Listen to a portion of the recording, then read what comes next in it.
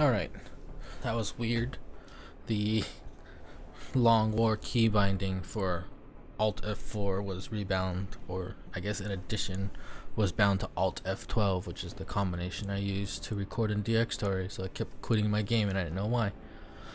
Alright, we're gonna make a new campaign in a freshly configured, freshly edited config for Long War. Let's see, I'm gonna play on normal, and I usually disable the DLCs, but I'm gonna play with them this time just because I want to see how the new changes are. I don't like the DLCs mostly because I find them very boring, and the reason is not because the DLCs themselves are boring.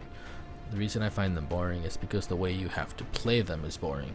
A lot of the DLCs are triggered events, and if you know where the triggers are, it becomes less fun.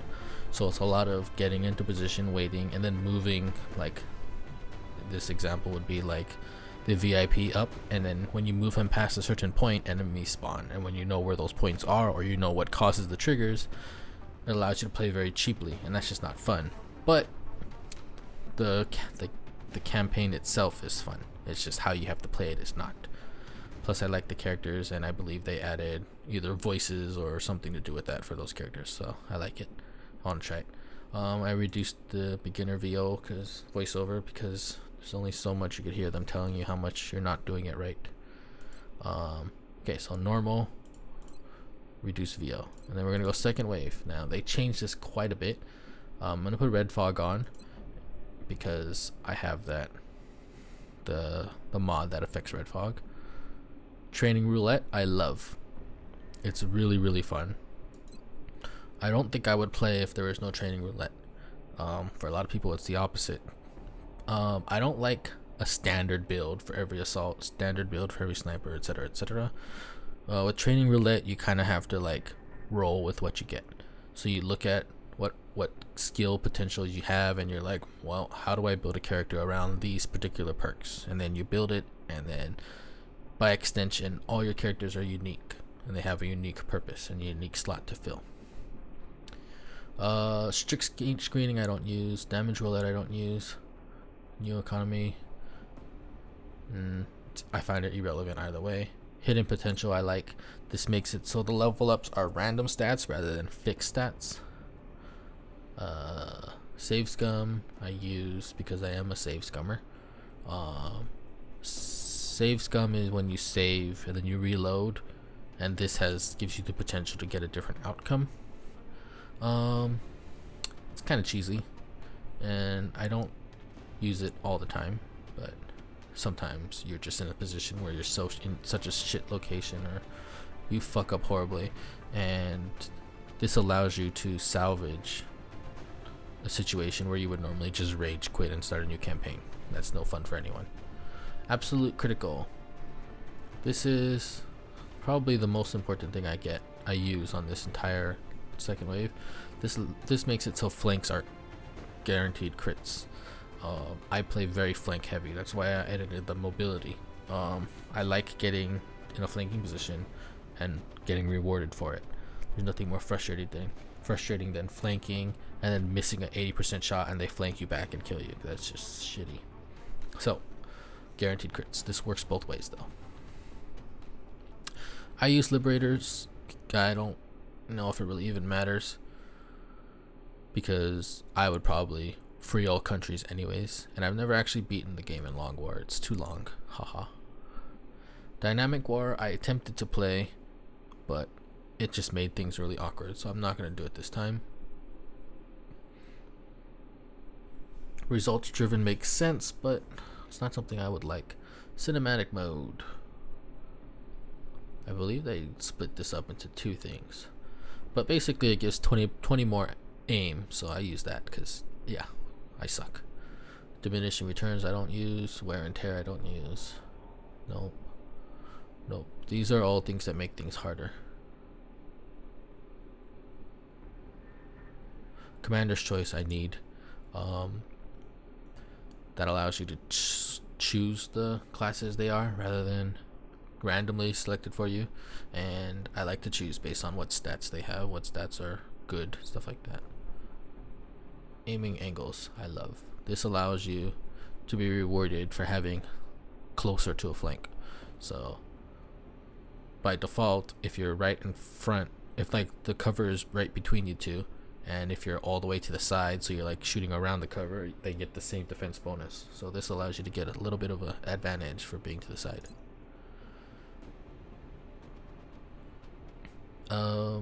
I used to use this a lot, and I'm gonna use it now. The reason I use Mind Hates Matter is because I edit the config files for Psy so heavily.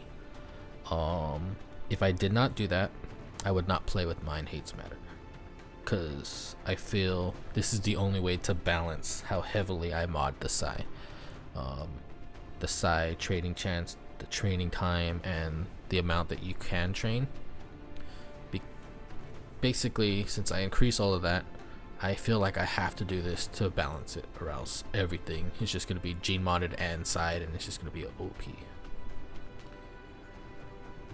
Okay, so I guess they're revealed by default, and this hides them, so I don't need that. Never need to be repaired. Items never need to be repaired. I don't mind repairing too much, as long as you don't have wear and tear, and as long as you don't just get destroyed every mission. Repairing doesn't matter too much. Okay. Exalt is inactive. Oops. This is a new one, and I'm really torn on whether I want to do this or not.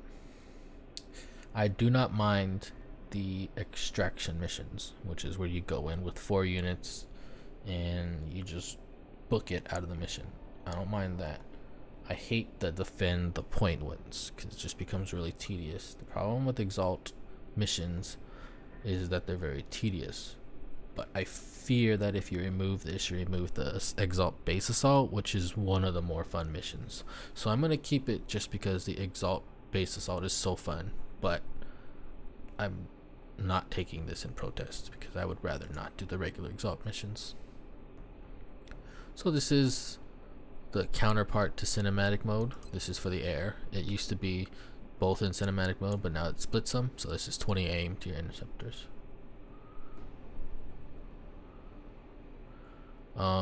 So basically this is the one I was talking about in the configs. They make it part of the second wave to have more squad size.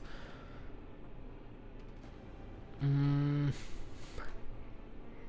just gonna pick it because it's more fun. It's more fun to have more options. Whether or not it's too strong, I don't really know. It definitely is an advantage though. Well, it affecting the covert ops is kind of, I'm indifferent about. I'm not choosing it for that reason. I don't care about repair time.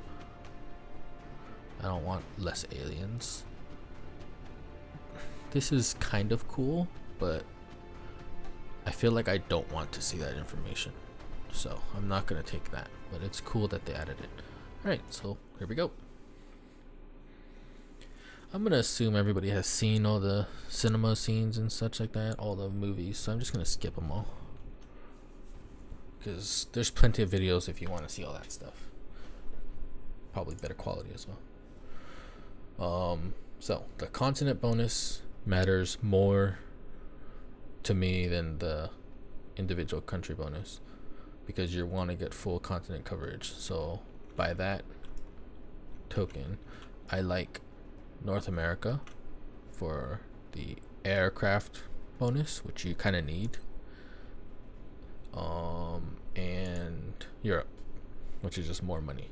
So I have had a lot of success with this one, which is 40% more requests. Requests are 40% faster, then they get a 40% bonus from the requests. Out of all the playthroughs I've done, this is the one that I felt was the most noticeable, even though it sounds like it's not very noticeable. So in all honesty, I'm probably gonna pick this one, but honorable mentions goes to this one, the Mexico one with the Illuminator gun sight. This is an insane boon early on. Even mid-late game, it's insanely good. Basically, you have one unit that's essentially 3 ranks higher than the other guys, and you could swap that around. You could take it on every mission. So it's similar to the Master Sergeant one, except you could take him on every mission rather than every week or whatever. But I'm gonna take the France one. If you really cared, you could go through them all and look through them all. Another honorable mention would be the Australia one, which is just 5 stat points, but I don't really like these, and I know I'm probably gonna get a lot of flack for that because they are really, really good, but they just don't feel impactful enough to me. 5 stats is amazing because there's only so many ways you could get stats, but the further you go, they just don't matter. And most of the time, it's gonna be like 3 defense and 2 will or something, and that's just irrelevant for the most part. So France it is. Our target site is near the German border. We've picked up a local broadcast indicating alien activity within a major metropolitan area. You'll probably notice down there and eliminate any hostiles. that I have armor skins and weapon skins, but I didn't go over how to install them because it's kind of a pain, and to be completely honest, I just don't remember. I don't want to have to look it up again.